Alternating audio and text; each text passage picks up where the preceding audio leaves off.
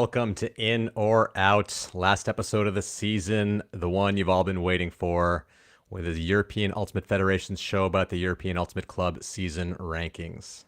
I'm Ravi here, very excited for this show where we're going to reveal really who's in and who's out for the EUCF. I'm not going to do too much intro here. A little bit of housekeeping before we get started, though. There is a call for volunteers for the EUCF. So, if your team doesn't quite make it in, feel free to send a buzz and sign up to volunteer. There's also a call for bids for next season's tournaments, the summer tours and spring tours there. So if you'd like to host one, definitely get in touch with the EUF and see if you can do that there. All right. Well, I'm very, very excited to be joined to this show. Getting the old band back together for fans of the OG Eurozone. Lorcan Murray is going to come here. Let's let him in. Lorcan, how you doing? OG Easy in the building. I'm just here for vibes and jibes, Ravi. Let's get into it. How have you been enjoying following? You're not involved in podcasting anymore. You do commentate, though. I'm sure you got your finger a little bit on the pulse of this European scene. What's it been like this season compared to other ones with this whole new system? Well, first of all, taxing. It's a lot of maths to ask people to do. And yeah, some people's brains are wired that way, other people's aren't. But it's been brilliant. I think it's just added such a level of involvement and intrigue. And of course, hopefully anyway, and I would encourage everyone in the chat to join in with this, smack talking. So please, everybody who's watching, get involved. Drop us your comments. Let us know how you're feeling. Do you think you're going to make it? What are you waiting for? Come on. It's been brilliant. I really enjoyed it.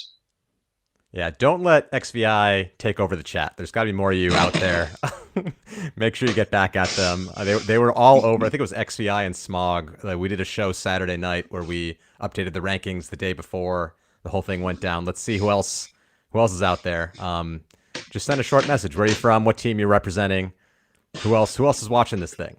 We're looking at the chat both on the live.ultimatefederation.eu Solid Sport. We're also looking on YouTube and Facebook. Wherever you are, we'll see your messages. Get active, get live. This is a really fun moment for the European Ultimate. Let's make it a good time. Okay, so I think we can pull up the presentation. Here we go. So before we get into it, here's how it's going to work. For those who don't know, the way the EUCF is going to make its pools, we don't have the pools yet, but the way it's going to make its pools is the 1 through 4 ranked teams are going to be the starters of pools A, B, C, and D locked in. So if the 1-seeded team, they're going to be the top pool A, 2-seeded top pool B, 3C, 4D. That's locked in. Then 5 to 8 will be shuffled around kind of randomly in a pot and making all the 2 seeds. Then 9 to 12 will be shuffled around, make all the 3 seeds. And 13 to 16 shuffled around, make all the 4 seeds. So we're going to go through team by team in each division. And then every 4 teams or so, we're going to take a look at what the field looks like and quickly check in on have a little chat, see what people are saying in the chat, see what people are saying, see what Lorcan thinks about this. Lorcan, you have not seen Nope. These rankings which has made preparing for this delightful, by the way. So Lorcan's going to be responding to this as all of you are back home. So I think everyone understands what's going on here. Anybody curious? Any other questions in the chat? Or you want me to go on?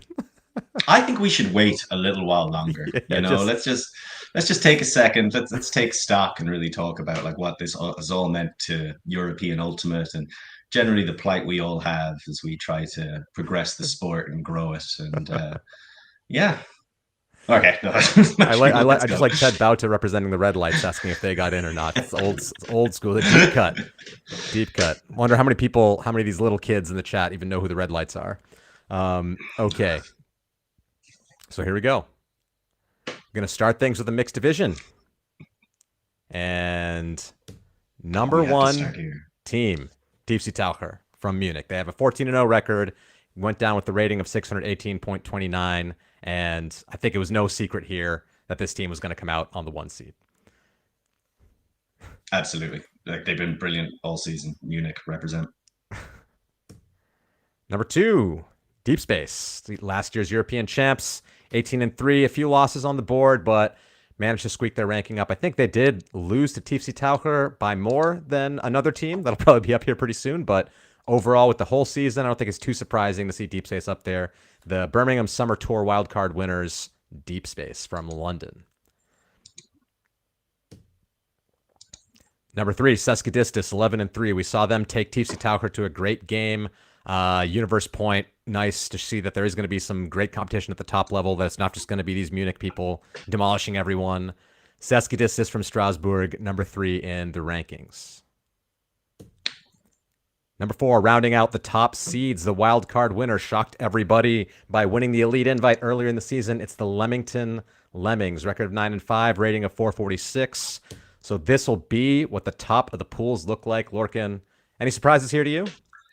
No, and I almost push back a little bit on the Leamington Lemmings being surprised because I mean they got the wild card last year as well, right? And they've been Not an elite invite emerging. wild card. They got a spring No, invite wild card. That's slightly different. look, they all get you to the championships, and I just think that's a team that's really built from the ground up, and they've been doing fantastically. The other big thing right there is Seski. I mean, didn't make it last year, losing on Universe Le Mans to Manchot and coming in third speed, which I think a lot more people would be like, yeah, that makes way more sense than them not qualifying at all. But then, yeah, TC Archer, I mean, incredible. It's where the focus is this season, clearly. Yeah, I think it's an interesting note for Seski. We did run the rankings last year, and Seski were 6th in Europe, but we didn't qualify teams via ranking last year. We qualified teams via EUCR, and they lost out to a hot Mons show at regionals that just, they didn't, it wasn't their fault that all of a sudden this new upstart team showed up. They had a bad game there, but yeah, in this system, I think a little bit more representative. Overall, I think we're going to get a more high representation of the top 16 teams this time than we did in the regional system. So, all right, should we go to the next next group? Please. Okay, John Doc asking if there are pools tonight. No, we're not doing pools. We will announce that show later on. We're not doing that right now. So we're just talking about the pots and who got in. I think that's enough, John Doc. Rank number 5, Reading. Why don't you announce the teams this next pot? I'll just go through the slides and you talk. All right, yeah, sure. Reading, look, they're established power. They've been in the upper echelons of European Ultimate. Right now, they're kind of mid, but mid in terms of the top 16 in the continent. And we've got Mosquitoes coming from Austria, so it'll be very interesting to see how they get on. Yeah, impressive record, but that's it. Like great record, not a great ranking, and a rating. You know what that means. So I think a few people are looking at that one. Tartu Turbulence. I mean, again, the opposite. Not a great record, comparable ranking. They've gone up against top quality teams and are so much fun to watch. Rounding it out. Disconnection Freiburg. Another really established power, but one that I think has struggled breaking from the elite pack, shall we say. But, look at that record, 4-10 still. Yeah. But they went to Elite Invite and probably played some tight games against the top competition. And that's how this algorithm works. All right, so this is what the field looks like. Again, these are not pools. This has nothing to do with, where they're going to land. That second group is going to be randomly shuffled into those pools. So don't mistake this for pools for EUCF, just the seeding groups that's going to happen. What do you see here? And as you look at them there, I mean, the question is, right, I think this will become more relevant as we get down to the lower seeding groups. Who don't you want to pick? Like, if you're one of those top 4 teams, who don't you want to come up against in that level? And I think they're equal threats, but in different ways, right? Like Tartu Turbulence, I think, could beat anybody on a certain day, whereas like Disconnection, if they can get their flow going and remain focused for an entire tournament, I could easily see them competing for a medal.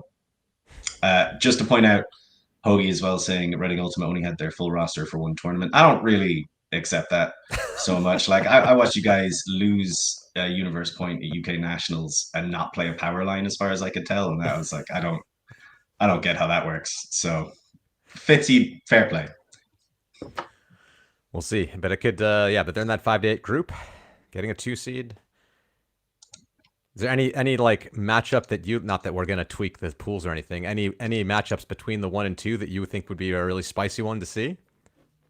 Spicy one to see would be, I suppose I'd have to throw somebody out there.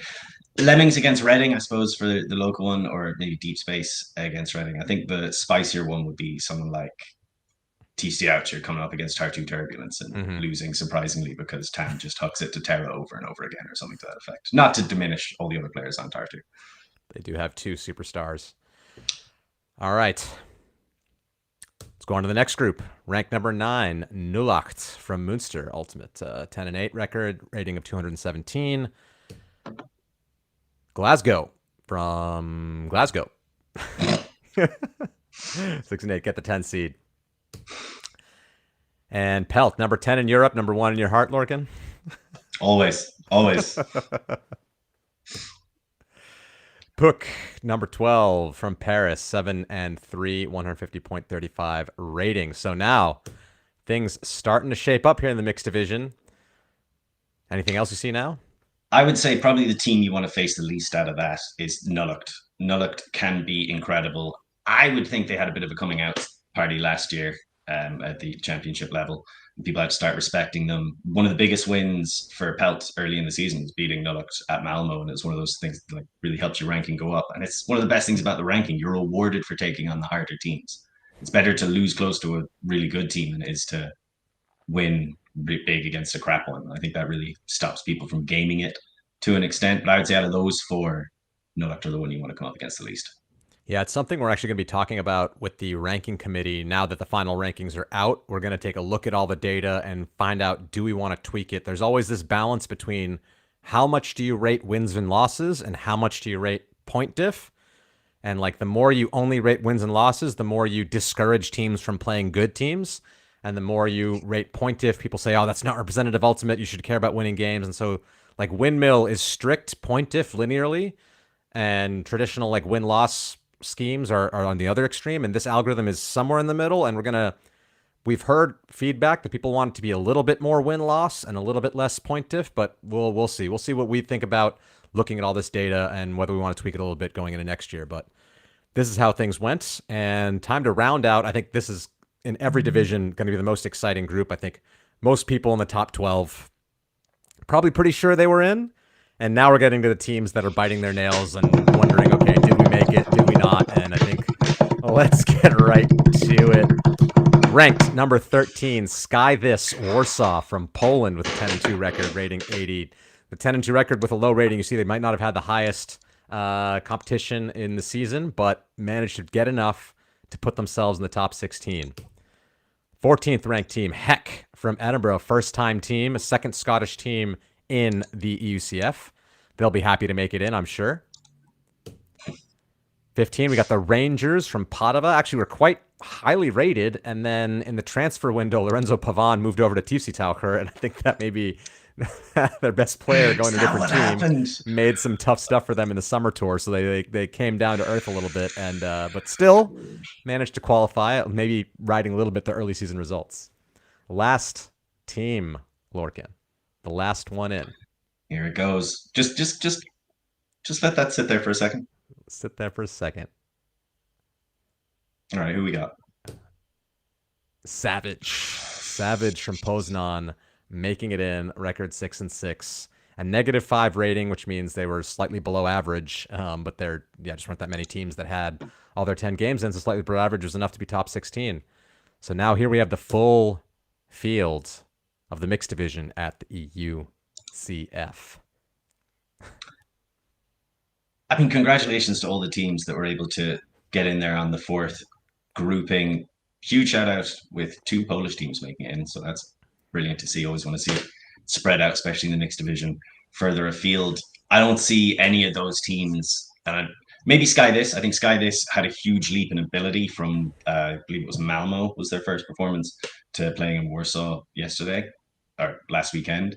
So that could be they might be able to put it up. They've got some incredibly strong receivers who can get very tall, who are very tall, I should say, and can get very big. For the most part, I would be surprised to see those teams pick up too many wins against the groups above them. So again, remember, these are not the pools. That's why we tried the staggered graphic. By the way, shout out to Helen Koskinen, who made this amazing graphics for us for the show. She's been working really hard today. I ran the rankings last night, sent them over to her. She's been putting this all together. I think she's done a phenomenal job. That's why this is staggered a little bit, because we didn't want to have the teams right over each other, look too much like pools. The seeding groups outside of Group 1 will be mixed around. So still all kinds of combinations are possible. See a question here from Hoagie. What does Ravi make on a third of the tournament being from the UK? And I think you can extend that a little bit more. 3 more teams are from Germany. That's part of what this system allows for. It allows for a bit. It doesn't guarantee regional representation, which is maybe something when Ultimate in Europe was a bit less developed, was something we really cared about. But now we think that Ultimate's at a spot in Europe that it's better to get the top 16 teams, even if one country's a bit overrepresented. That just means that's where the talent is. And I think it's at the point where, like, do you really want to punish a UK team if they are a top 16 team just because they happen to be in a country with more other teams? I mean, it's always an argument you want to have. How much regional representation you want to have versus really getting the top 16 teams in there.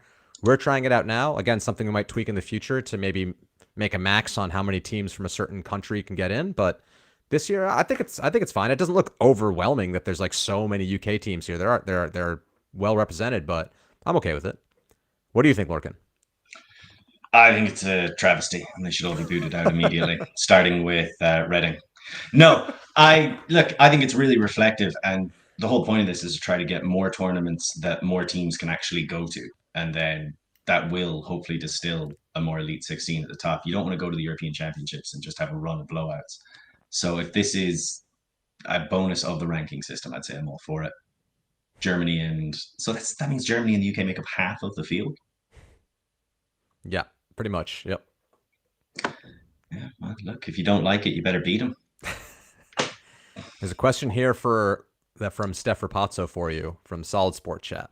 What is the dream pool for Pelt if they're going to have a chance to get through? I'm too far removed from. I'm not starting off bad. Absolutely not. You want to? Here's some bait, Lorcan. You want to take it? And I was like, I don't know. That cheese seems to have a spring behind it for some reason. So no, I'm too far removed from the club to comment on something like that. Although no, you can't look at these other pools and say, okay, that's one that Pelt would really like to go up against. That doesn't probably stands out to you here. Lemmings Tartu heck. Lemmings Tartu. I would say. I think if you're looking at this, if you're any team in that group, you don't want to go up against the powerhouse of this season in the Germans. You probably don't want to take on the reigning champions. Seski Discus are an institution. And Lemmings, as strong as they've been these last 2 seasons, and as they continue to grow, I think a lot of people would look at them as the team to knock off.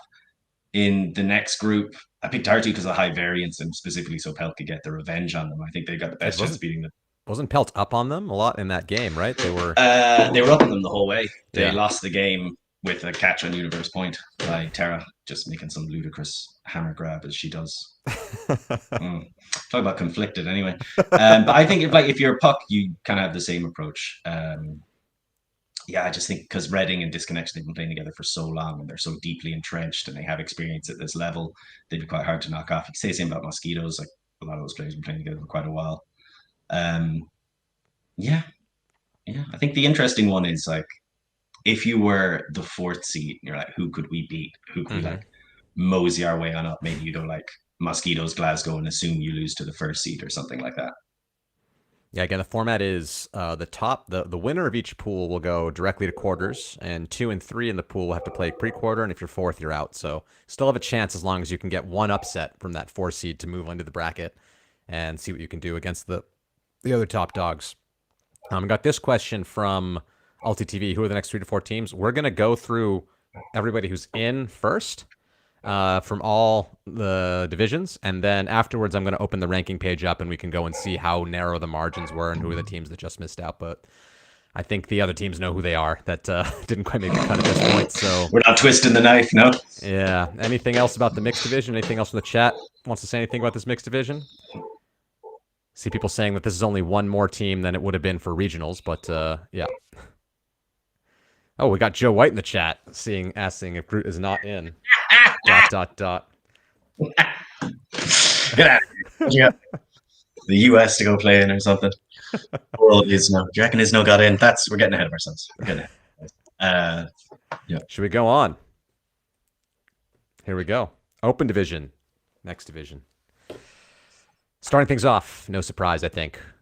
Mooncatchers, they've been number 1 basically all season. They were 12-0. They came out in spring tour, crushed it, came out to Elite Invite, crushed it. Of course, Clapham weren't there with full squad, but Mooncatchers basically sat with that 12-0 record and said, we're just going to use the rest of our tournaments to develop, and fair on them. That's a fair approach. And took the number 1 spot. No surprise there. 559 rating. Number 2, Clapham. Also, I think not a shock to anybody. 12-2 rating. And 506.41. What's surprising to me is how well Clapham did, even though most of their ranked games were with like half a squad. This is a dangerous team. We saw at Windmill when they're full squad, they totally crushed the Mooncatchers. I think some will argue that they're still the strongest team in Europe this year when they're at full strength, but I feel like that's a very short argument there. We'll see. Like, look, Mooncatchers had something to say about it last year. How'd that go? Yeah, exactly. The games that matter. We'll see. We'll see. All right. 3, BFD La Fota. I think here's already where people are starting to question, did some team bring their way above them or not? They managed to get the 3 spot. 10-7 record. They had up and down. They lost a game to Bristol at some point. I mean, they've had a wild season, but enough. They lost a game to One Tribe 15-9. That was the first game of their season, was Italian Nationals. They brought a split squad to Italian Nationals, lost to One Tribe 15-9, and they were, in the beginning of the ranking, they were like super low. It was really funny to see that. And then, of course, it didn't last too long. So, yeah, record 10-7, BFD La Fota. Rahel asked me to move it on. Sorry, Rahel. This is this extending it out is part of the fun. Savor it. Savor it.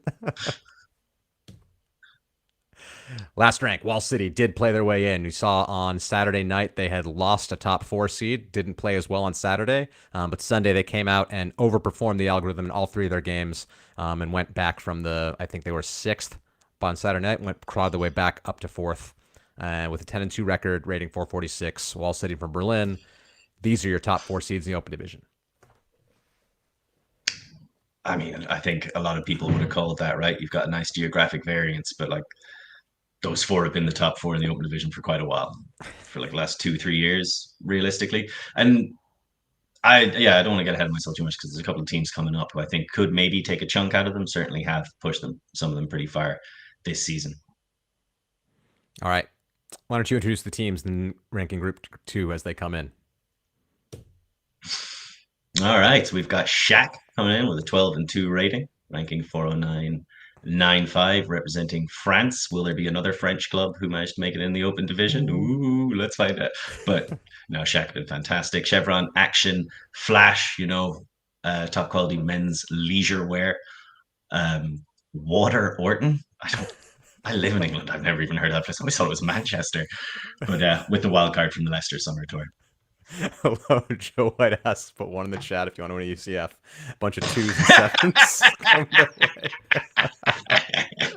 Phenomenal. Thanks, Joe White. There we go. Please keep it going. Keep it going. I will keep it going too, because I don't want Rachel's wrath coming down on me.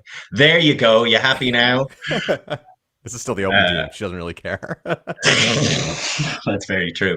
But undefeated, but only came 7th. So again, you got to play good teams if you want to get up there. Well, I mean, you still get in anyway. So that was some excellent season planning by the masterminds behind the 3SB Open side. Oh, don't be calling John Dock a mastermind. He doesn't need that. He doesn't need that. I didn't want to say his name so someone else would take credit for it. You can't name him. Right, 12-0 record. They had the softest schedule of any top team in Europe, and actually Saturday night they were sitting, I think, at the 3rd or 4th seed, but I think they came down to earth. Almost lost a game to outseeders from Slovakia in the semis. It was Universe Point, and they almost lost that one, and that would have made things spicy for the wild card. But in the end, they took it 12-0. Last one Tribe from Bologna. Yeah, I mean, really good young team, very promising. We'll see if they can come up, and I think they'd be a tough out, but you should be able to take them. They'll probably make quarterfinals or something. Yeah, they were starting off really strong. Like I said, they beat La Fota 15-9, but La Fota sends split squads to nationals. I think the final of Italian nationals this year was One Tribe versus Costa Rica Grandes. So La Fota, maybe next year we'll start to send a regular squad to nationals now that the rest of Italy is matching them. And yeah, they didn't do that well this weekend. I heard they were missing Angela, and I think they were a higher seed before this, but still managed to get themselves in that 2-seed area, which I think is exactly the highest that they would have hoped to do anyways. I don't think they're really a top 4 team, so Here we go. Starting to build up that open division. Chalk, Chevy, 3SB, and One Tribe. What do you see here? Anything interesting? Or is this still kind of expected for you? I mean, honestly, apart from 3SB, this is kind of like, well, and Czech as well, but like Chevron are perennial bridesmaids to Clapham, One Tribe to a certain extent, like BFD as well, but very understandable for these clubs. Do you think, I think the real question is, do you think any of those teams can make a semi final? And I would say three of them have a pretty solid shout, yeah. Yeah, I think Chevron definitely do. I think Chalk have played really well this season as well. And I have yet to see One Tribe actually play, but based on their results, maybe. And 3SB, I think very solid team, but they haven't been tested at all this season. So I'm a little less believing that they could be a semifinals team.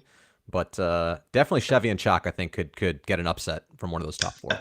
I think Chevy have a couple of, well, we'll see. I'm not sure how much they've evolved since, but there might be some injuries to some important people on Chevy that could hold them back. But yeah, definitely Shaq.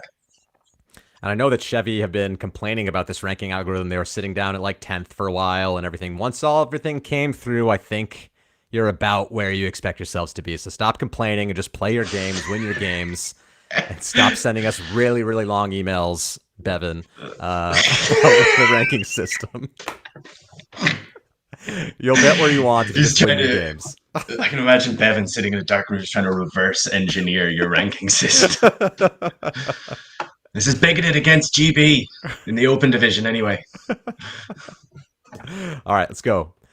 Here we go. Rank 9, Gentle from Ghent, Belgium. Didn't have the best weekend this weekend. No. Lost a bad skid early on and ended up, I think, taking third by the end of it. But I don't think they were super happy with how they played, but still managed to get in. But they're now a 3 seed. I think a dangerous 3 seed when they'll be at full strength.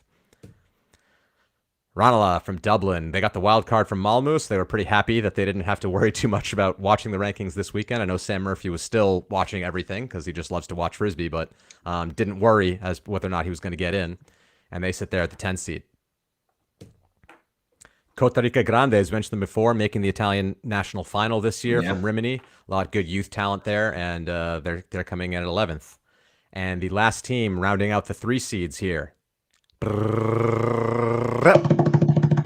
XVI from Dublin. Another Dublin team. 2 Dublin teams here in that third grouping. Yeah, so I think the first obvious thing we have to say is now Mark can, go sober up. Everything will be fine. Or get drunker. Who cares? It's only Monday. So you got a whole week ahead of you. I think, look, this weekend kind of pushed back a little bit, but I've been really impressed with Gentle this season. They've put it up. They had a close game yesterday against whatever you want to call like a half a Clapham squad. That's still Clapham you're going up against. They've pushed 3S, or not 3S, they pushed Cusp as well. They've got some really impressive victories. That's a threat. Ranelagh, Costa Rica, they're both, like Ranelagh have some of their veterans, obviously, but they've still got a lot of young people that they're bringing up through the team. Like this isn't the same European Championships. There's some of that legacy still around, but they're blooding new players. Same with like Costa Rica Grandes. So you're like, yeah, if you catch them on an on game, they could knock you out. But I don't think either of those teams could put together a whole tournament to make semis. XVI, just congratulations, fair play. I thought they'd probably get in, to be honest with you. But no, they're coming back to it as well. They were putting together their team and making another run. They were seated above Ranelagh for most of the season. Just this past weekend put them under it. They were looking to be the best ranked Dublin team in the Europe up until this weekend. But yeah, they did come down to earth a bit, and we'll see. They see Dean in the chat saying the 3 seed pool is greater than the 2 seed pool. And I think there could be a lot of intrigue. I think between those 3 and 2 seeds, any team could beat any team there, and that's for sure. Yeah. I mean, I don't. And Gentle could win a pool. I wouldn't be shocked if Gentle won a pool that they were in. I'd be shocked if they won a pool. Who do you think they beat? Like Lafada? If they're full strength, they were missing this weekend. They were missing Toby de Crana. Arthur van de Vega wasn't really playing. And I think when they're full strength, they could take Wall City at full strength. They could take Lafada at full strength. I think that's possible. Yeah, I suppose I really just ate my own words there because they put it right up to Lafada. I suppose, yeah, if they're at full strength, then sure, yeah. Oh, is that Davide in the chat? Don't cry. Who's he talking to? I missed that part of the chat. I feel like he's talking to me now. Is I crying? Can you see? Oh God. Okay. Let's move along to the final grouping, the one that everyone is waiting with bated breath to see who is that last team in. So we'll start at rank 13. Hood from Amsterdam. I know they were very much watching this weekend, unsure. Stephen Chang was sending me texts after every round saying, "Is this good for us? Is this bad for us? What is happening?" Um, they are there and will be, I think, a pretty dangerous 4 seed. Actually, Yeah, be pretty we'll talk scary. about it Yeah, in a minute. yeah, we'll Yeah, we'll talk talk about it in about a it in a minute. minute. Let's go. Yeah. Let's go forward. Quixotes from Madrid had a great season. Good Really summer impressive tour. season. Did lose the wild card to one tribe in the last game, but still managing to get into EUCF. Bad Skid, I think, were a little scared with their late loss to Heidi's and Gentle, but they kept those games close and managed to keep themselves in the EUCF. And now, the last one. Surely. Who's it going to be? Can we get some Who predictions? Some predictions there? Anybody in want the to like chat? throw them in? What does the chat think? Who Number do you think it's going to be? 16 I think I have an is. idea. I could I be mean, wrong. Sun drive, baby.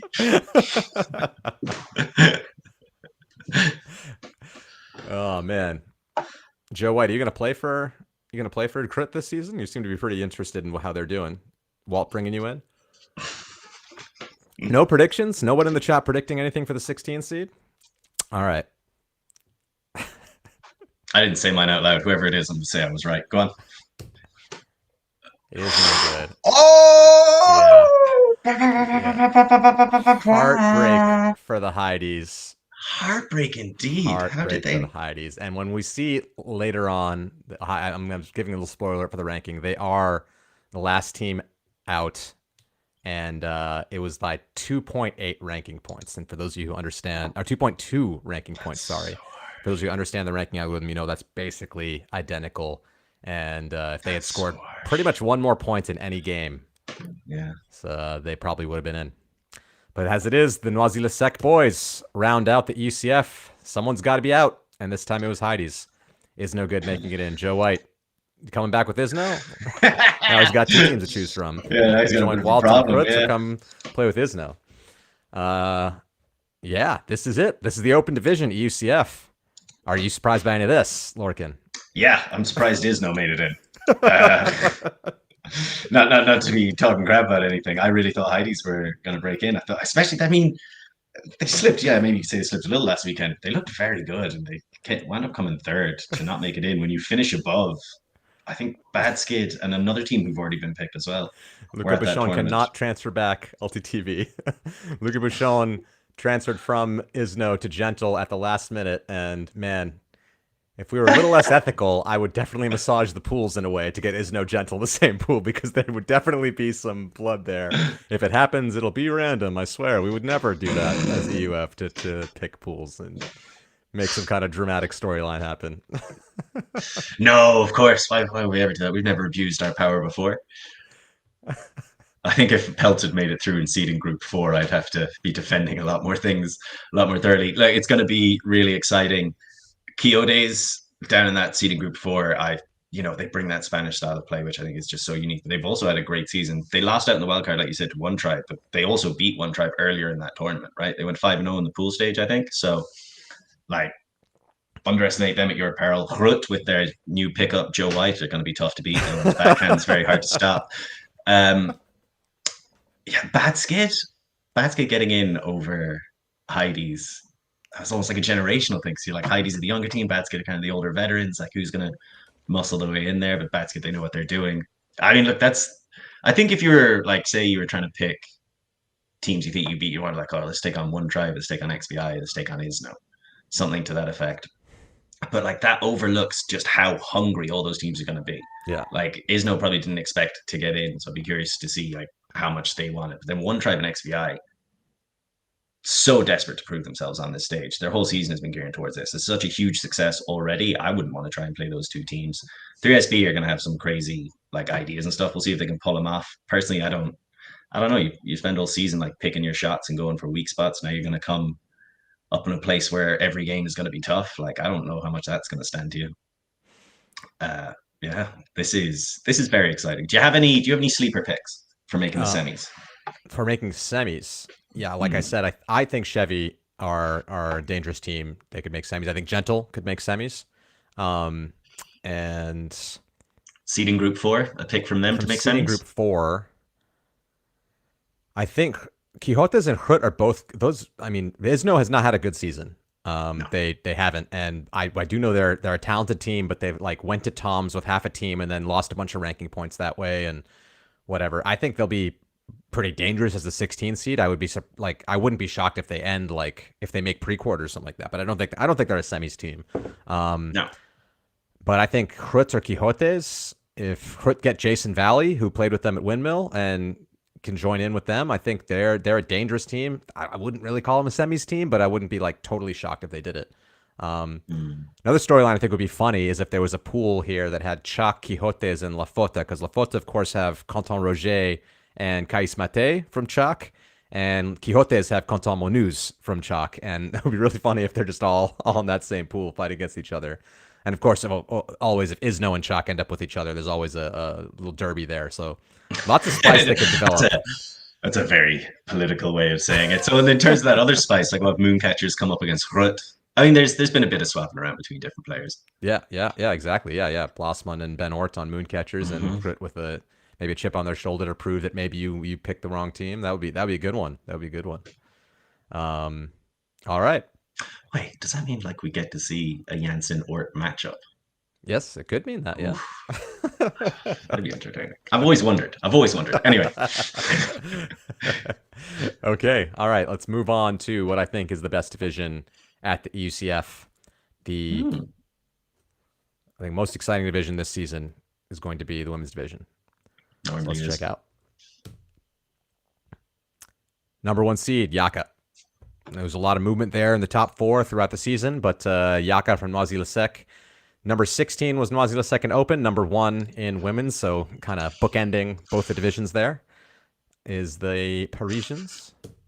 Number 2, BFD Shout from Bologna, record 10-2, 585.47 rating, and BFD Shout just in there. Rank number 3 is 3SB from České Budějovice. I tried my best. Great go. I feel like you nailed it. Budějovice. Česká Budweiser. Česká Budweiser. Record 9-1, had a good season. A lot of people, me. Basically every show we talked about how 3SB was overranked in the ranking algorithm and that they were probably going to come down to earth, and they fought their way into a top 4 seed. They weren't the first seed, okay? I did say that that's where they weren't going to be, but proved themselves after 10 games of play. Only loss is that one to East Block, their country rivals, and I think will be a good team coming out here in the UCF. The last one to round out the top 4 is Jinx Midnight from Berlin, wildcard event winner. Probably would be the first seed if they didn't lose to Troubles 15-10 in that friendly, but that really took them down, and are there sitting in 4th. So here we go, the top of the women's division, Lorcan. So exciting. It's very, very exciting. Like you look at it and you wonder who could beat who there really, and it's kind of everybody. I want to try and draw you out, get you to talk some more smack about 3SB, but like Shout, Yaka, Midnight, they were the top of it last year. They're battling each other out. Jinx, probably, I think. I don't know. It's tough to say. Like, I think Jinx could probably get back one for losing a Shout in the final last year. They've shown like they beat Yaka to get that elite invite. I keep calling them buys, but they're not. They're wild cards. Wild right? cards. Yeah. Wild cards is what they're called. But and I thought that was a really big win because Yaka are always incredibly impressive. The institution of the women's division, alongside Shout. So I also agree, Rachel. You are allowed. You're not only allowed. I would describe it as encouraged to slap John. So somebody needs to. Look, somebody needs to. And apart from everyone who plays against them. So yeah, really, really interesting. Huge shout out to 3SB for kind of breaking through and cracking that hegemony. Yeah, I think everyone was talking about East Block, that they're the new Czech Giants, and 3SB. Maybe a little bit to do with the fact that Toshnarovas weren't playing last year, that they weren't quite up to that level. And this year when they came back, they're right back in there. And yeah, great stuff. Great stuff from the Czechs.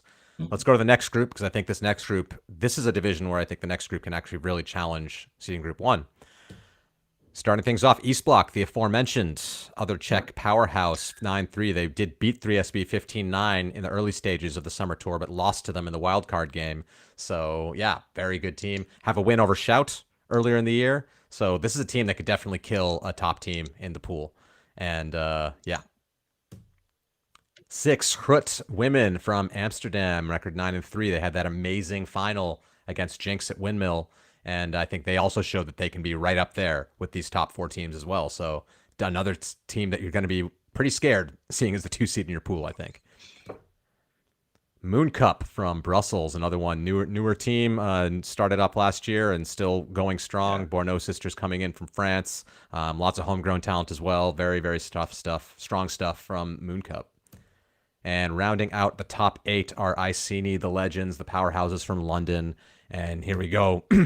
This could be our quarterfinal rounds, but here are the top 8 teams. They can all, like you say, they can all beat them, or at least you feel like that. And I thought East Block were going to be brilliant last year, and Troubles just had had an incredible game against them to beat them in the quarterfinal, I think. And then Iceni, who a lot of people say have been like fell off a few years ago, have tried to get back, have stumbled on their way back a couple of times. They've done a great job building up like through younger players as well, and didn't have a great showing at UK Nationals. I think they lost to Bristol pretty convincingly, but then bounced back and were really impressive in the summer tour. Maybe I'm thinking of the spring tour. They basically went undefeated. So I think out of all those teams, probably Hrut and Moon Cup. Moon Cup have so much talent. You mentioned the Borneau sisters as well. I don't know if Inez is going to come back and coach them as well, but was coaching them in the run up to EUCF last year. Mm-hmm. I think last year was kind of coagulating, coming together. Like, we've got all this talent. How do we learn to play together? Now they've got like a full season under their belt. That's going to be a huge threat. There's just a really even placing of talent across all of these teams. And then there's only one country with 2 teams in the top 8. Czech Republic. Which, if you were at Veenendaal back in 2017, you saw coming. But apart from that, I don't think anybody. Yeah, and another wrinkle that I think Chris Gaffney mentioned on the Saturday night show was that I think that the likes of, let's say, Yaka, Shouts, and Jinx are favored to be very strong.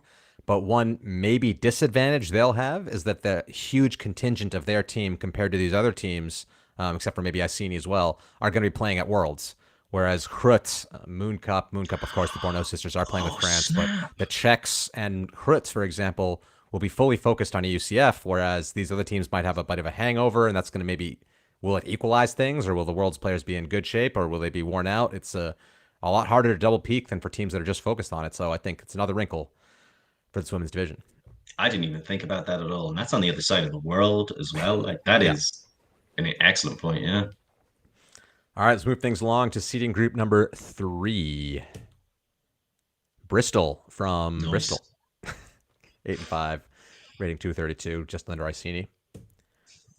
Ketchup Graz, they're in the women's division, 6-4, 178.96. And Troubles from Warsaw, aforementioned, they beat Jinx in that 15-10 friendly, but came down to earth a bit after that. I think they were at least up to maybe 7th or maybe ranked even higher after that win, but after the summer tour, finding out maybe that wasn't exactly where their level was, but still in here, 11th. I think not a team anybody should take lightly.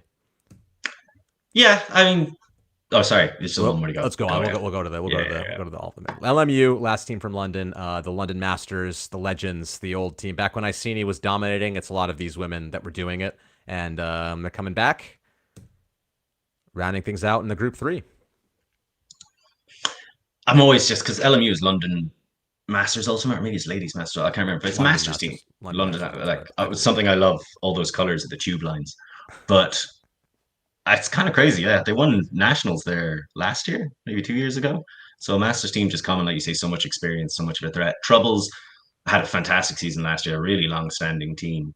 I think maybe I'm basing too much on the tour they just played, but I don't know how much of a threat they're going to be.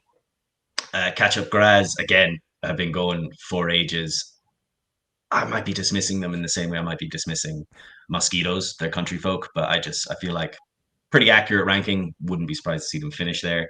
And then Bristol, out of these 4 teams, Bristol's the team I expect. Like, I think on their day, Bristol could be anybody above them. And that's not just because I live in Bristol. But they were incredibly impressive at UK Nationals, and if they bring their full force to bear, they're going to be a tough out for anyone. I think you're underrating Graz a bit. I mean, I saw Graz at indoors. They were really, really good. I think their top end is very, very strong. And that's hard to go for a full season. But when you get to just an EUCF, can you rely on those top players to push you up a little bit? I wouldn't be surprised that they would end like third in their pool, but then put it all together and really challenge the like second in their pool to win that pre-quarter in the crossover. And then, once you're in And the then top eight, you're just playing with house lose. money, right? I mean, look, I think they could definitely get that far. Yeah, I Yeah. don't. I don't think they can get further than that. Quarters But level like, is their ceiling, is what you're I saying. yeah, yeah. But prove me wrong, please. There's nothing I like more than being proven wrong incredibly publicly. Yeah, this is a sad one. Felix Chardlow mentioning that Atletico's missing their seeded seventh. Yeah, they didn't have the 10 games. They, of course, had a wild card and would be in for sure. And I think they could have been another powerhouse to help make this quarters even more strong. But sadly, they didn't make their 10 games and can't go. We are working as the EUF competition committee to make things a bit more accessible for Northern Europe. We have a couple things in our back pocket to help them out for next year. So hopefully it'll be easier for more of the Scandinavians to get their 10 games in so that when they're strong enough, they can be here. Because that's not what we wanted. We didn't want it to this system that That's take such a teams out. But loss. as Yeah. as we're working and building the system, it was our first time doing it. We're going to try and improve it every year. So that's it for the seeding group 3. Time to go to seeding group number 4, the last one, the last 4 in. This is where it all comes down to it, who earned their way in and who didn't. And we know for sure that there's one wild card that hasn't been mentioned yet. So that's one more bit of spice to put in the mix. Fabulous from Bern, 10 and 11, almost a 50-50 record there. A lot of games in the season. I think they had been a top 8 at some point in the year, but are now settled down to 13th. Box Vienna Ultimate. And I know there was a box player at Heilbronn because she was going to Australia the next day. So she was sitting there watching the rankings, biting her nails and very, very happy. She said, I'm really, really hope we got in. And it looked like on Sunday's results that they did well enough. But of course, until the calculations show it, you never really know, right? But yes, Box Vienna in.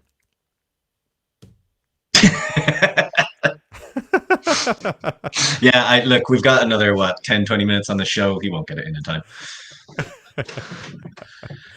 Smog, number 15. Gigi Morrison, friend of the show, came on the show not the Saturday night show, but the show before that, and she had seen Smog plummet to 19th place and had to sit there and wait and watch and see if things would just go her way.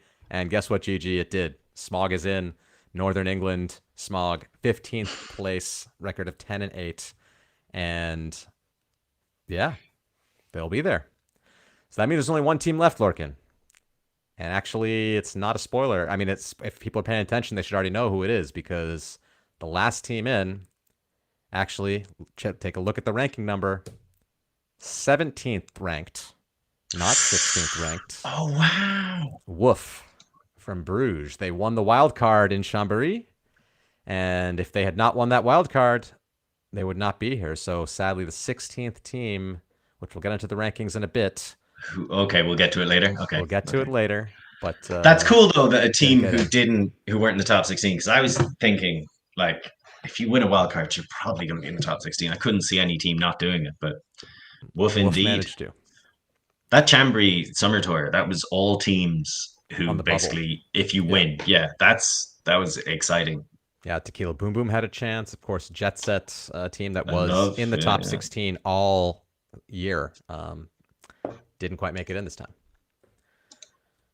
Sick also had a chance. Nemo was telling me in the chat. So lots of teams in Chambéry had a shot to get that wild card, and Woof coming out of that pack on top. Definitely there. Julia Harris shouting out Woof, going to pull out some major upsets at UCF. All right, Lorcan, we've talked about the top 8, but looking at this full set of women's division teams, I'm just super excited. What are you thinking looking here? I think it's going to be great. Box beat Fab there at the weekend, I think in one of the pool stage games. But I think those two teams they kind of beat them by more than I saw coming. So that'll be interesting. Maybe I am completely underestimating Graz, which would be very cool to see. I think out of those, I'd still probably lean towards Bristol's being the most likely to break through, but we'll see what Wolf do. They dominated the tournament they were just at. Don't have a huge amount of time playing against the other teams. So I don't know. Out of those, do you see any of those teams even breaking into the quarterfinals Of the bottom seed? of the bottom seed? Yeah, because like all four, you could probably do it in the third seed. Like, Yeah, I don't think. I mean, Fabulous, they have that pedigree, they have that history, but I don't see the way they're playing now really doing it. yeah, I don't think they have the present. I think they could make the pre-quarter. I think they could like upset one of the three group three teams, but getting past one of these top eight, I don't really see it happening. But that's why I play the games. That's why I play the games. Got a question here in the chat, which I answered at the beginning of the show, but I'll answer again. Will the seeding for the EUCF keep the top four teams fixed? So if all goes as it is, will there be Yaka versus Jinx and Shop versus 3SB in the semifinals? Yes, that is exactly how it's going to work. So yeah, the other seeding groups are randomized, but the top four are locked in, exactly like it is. Okay, I think we're going to take a quick break. We're on the hour mark, and then we'll open up the rankings and just look at the teams that were out. But we're going to show you this new commercial for the EUCF when we right back with the ranking app to dig into everything. See you in a second.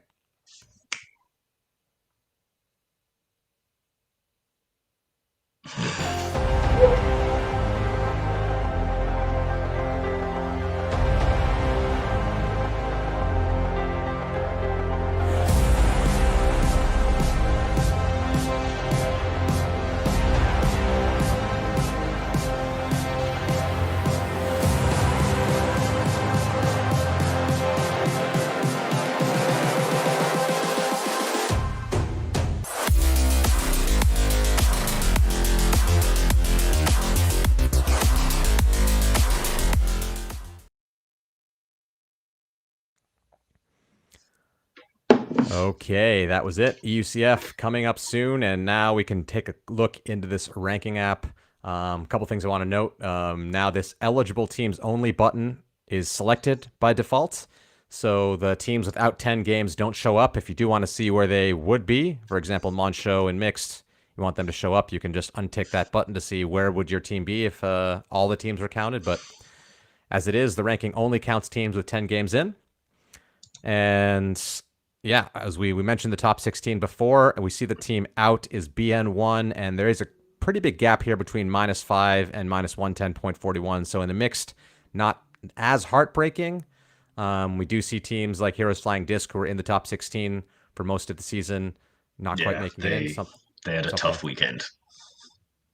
Did we lose the ranking app on screen here? I can still see I can see your mouse going around. Okay. All right. Must just be my computer screen looking at it. That's fine. I'll just look over here. So, yeah, Remix from the Netherlands, 19th, and Malmö, 20th, rounding up the top 20. So yeah, it's I think this one a bit more solid. The other two going to be a bit more heartbreak. I'd just like to say we are in the twist the knife portion of the show. This is my favorite portion of the show. Anything you're curious about in this rankings? I think we should take a look at the matchup of that bubble Savage versus BN1. What could have changed things up? So let's always take a look at the matchup.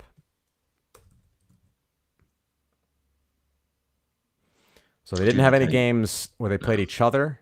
Did they have any mutual opponents? They both played Glasgow and Mosquitoes. And actually BN1 beat Glasgow, sorry, whereas Savage lost. But if you take a look at all the games altogether in this plot, you can probably see that, yeah, Savage, a bit of a gap there. That this green dotted line, their average compared to the yellow dotted line of BN1. It just looks like Savage had a better overall season than BN1. BN1 has this one nice game here where they beat Glasgow 10-7, but aside from that, their game's all a bit lower. I think that's pretty clear cut. Anybody in the chat, if you have questions, you want to dig into the ranking, this is the time that you can get my expertise and ask me what happened to my team. Give you a couple seconds. Lorcan, anything else in the mixed division you're curious about, seeding wise or ranking wise or whatever? No, but I do want to, throw it back in your face because you brought me on here just so you would have to then you get to be able to say, "Oh, here's why Pelt didn't make it." So everybody in Limerick, mutt. But yeah, no. Apart from that, a lot of it adds up. Yeah, Grant, I think it's also cool to look at the evolution plot, see how things moved. Especially this is the this right here is the summer tour weekend. All kinds of movement going on, teams crisscrossing Sweet around. Jones. Um, who's this big drop off? That's That's Padua heroes, right? Rangers. Oh wow. Padua Rangers from 7th, plummeting down to 16th. That's again including Monchot, so they were a bit higher than that in the ranking otherwise. But yeah, this includes the other teams as well. Sorry, I haven't coded that in properly. Yeah, good to see. And I think we can move on to the Open Division. All right, let's see what kind of heartbreak we're dealing with here. Yeah, this is where it is.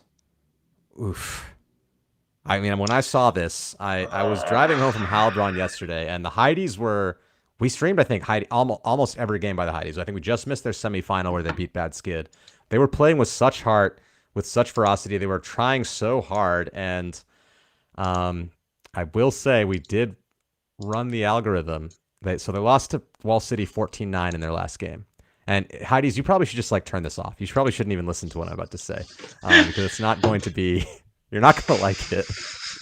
But we did run the algorithm if that game was 14-10, and yes, they would have been in if that game was 14-10. And there was a moment where I think it was when it was 12-9 that there was a hammer that went to two Heidi's players that kind of defended each other in the end zone, and if they had just communicated and caught that one, that might have been it. So I'm sorry. This is the twist the knife portion of the show, as you said, but it's heartbreaking for me. I thought you guys played really well, played a lot of heart, Yeah. and really, really sucks that you're not in. But the cutoff has to come somewhere, and with teams from all over Europe fighting for it, it's no good. Just make it in. It's tough, but I gotta say I love that. Not that Heidi specifically are out, but I love that it came down to a single point because it just means you have to compete constantly. You always have something to play for. And the inverse of that is then true. If you're just a team at one of these tournaments, you're like, well, we're kind of out of the rankings. We can still mess up some other people's autumns.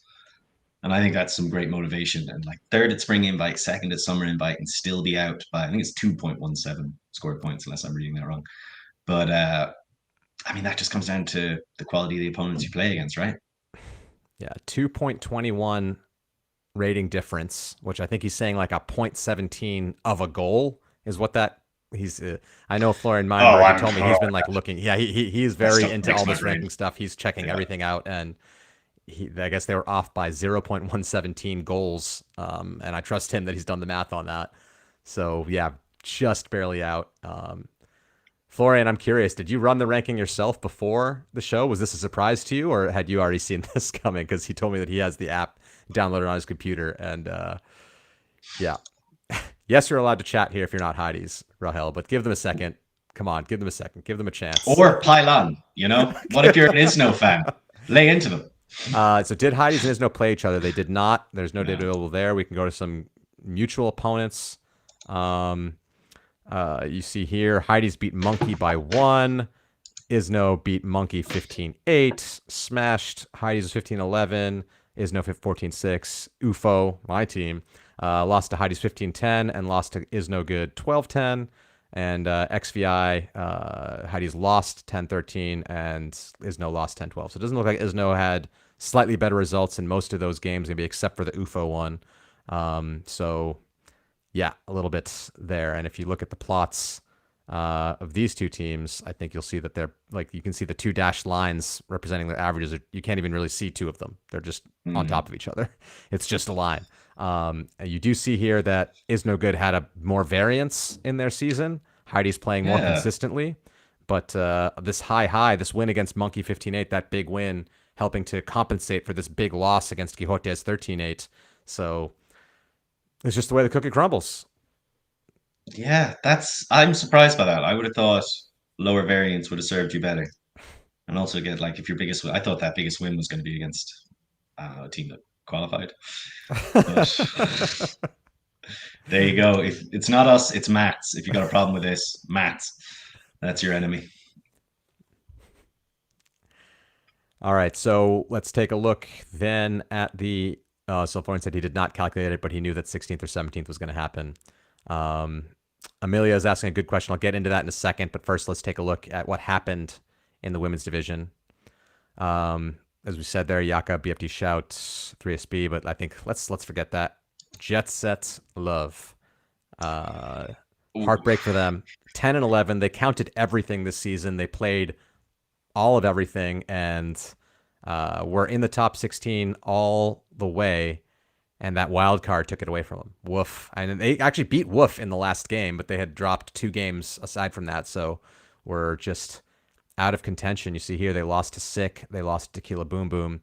And that put them out. But if you look at the evolution of their ranking, like just them, you see here, they started at 11th. They were just solidly playing around in the top 16. And it's just, even on Saturday night when we ran the ranking, they were sitting there at 15th, not having the best Saturday, but boom, just sitting there, goes to 17th. Again, this is including Atletico, so they were 16th in the teams that actually count.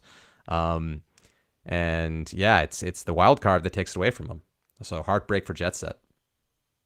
Yeah, that's brutal. I really didn't see that coming. I didn't think anybody would get a wild card and be outside of it. But like you Just say, I mean, it outside. was Just just outside. outside. And it was, in fairness, it was such a close tournament in Chambéry as well.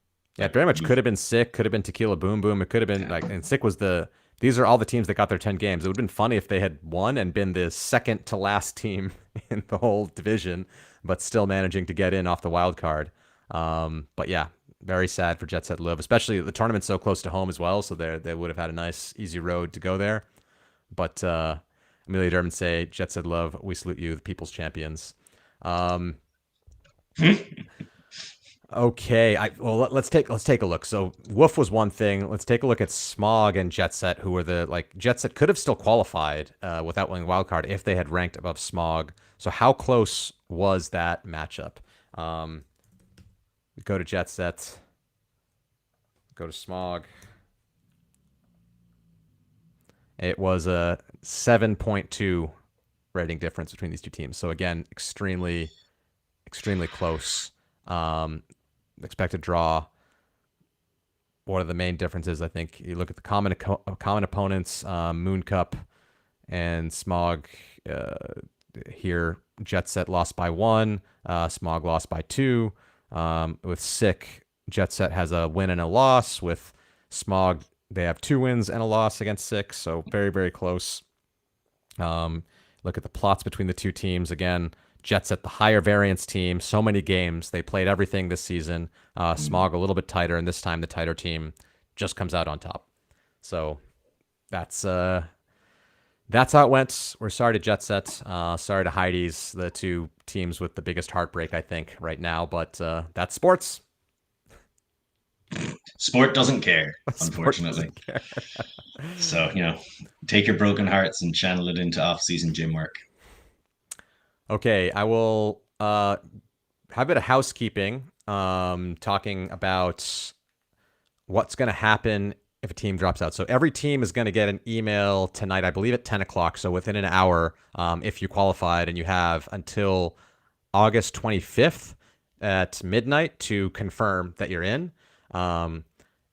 If you are on the waiting list, it's going to go by ranking, obviously. So if any team drops out, that's also a nice clear thing this year compared to last seasons. It would be like, oh, it's the next team from the Central Division, or so it's not really clear as to how things work out. But now it's very clear. Jet Set and Heidi's. If any team drops out, you guys are going to get invited. But you also have that same deadline. So keep your eyes on your emails and on all the social media stuff to check if a team drops out. But I'm guessing most teams are going to go. But it's not unprecedented that a team drops out of the EUCF. While I'm going through a few thank yous here, if you have any questions on the ranking, questions on the system, this is your chance to ask in chat, or just talk a bunch of bullshit. That's also fine. But I want to thank the tournament hosts of all the tours and tournaments that we put on this year. Kus Padova, Monkey Grenoble, Leftovers, Axley, Chambéry, Chambermont Disc, Malmö, UK Ultimate and Reading, Disconnection, Bad Skid, Jet Set, and Kosice Ultimate. You guys put on great tournaments. We had tournaments all over Europe. It was phenomenal. Great season. Super fun to spear, kind of host and talk you through the rankings all year. So thanks to everybody. Thanks to Nemo and Audie and the rest of the competition committee who helped to solve all this stuff. Thanks to the ranking committee who helped put this all together. Thanks to Helen for putting together all these graphics. She did a phenomenal job. It was a great show that we had to put on. Mhm. Thank you, Lorcan. And don't have any questions left in the chats. Oh, wait, here we have one with It was Ferret. Ferret had a great question. Would the algorithm give the same results if it was not run Saturday night, only run Monday, since opponents' rankings are being updated? No, the algorithm would not. Every time the ranking is run, we start over. So we start everybody at 0 and keep altering until there's a convergence happening. So running the algorithm more frequently does not affect the final standings later at all. So if you have Lorcan's there, I think his head's about to explode. The answer is no. Running the algorithm on Saturday had no effect on running it Monday. So that's that's the answer.